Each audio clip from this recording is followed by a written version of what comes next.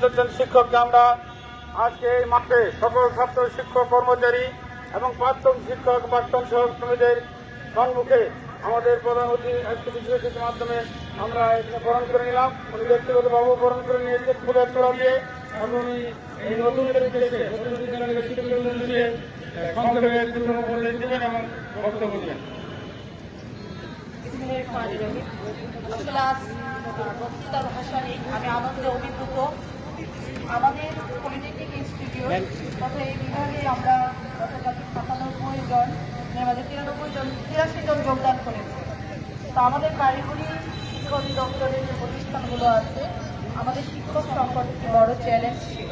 আমাদের যারা প্রাক্তন শিক্ষার্থী তারা অসুবিধা ছিলেন, কিন্তু আমরা এই সংকট উত্তরণের জন্য পলিটেকনিক ইনস্টিটিউটটি এই 2 সপ্তাহের ব্যবধানে অর্ধশত শিক্ষক পেয়েছে। আমি সকলকে বলবো এই নবাগত শিক্ষকদের জন্য জোরে করতালি আন্দোলন জানাবেন।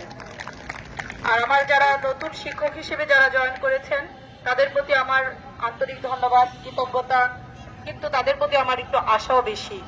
আমরা যেহেতু দীর্ঘদিন শিক্ষক সংকটে ছিলাম, আমাদের যে ঘাটতিগুলো ছিল আমরা প্রথমেই বলতাম যে আমাদের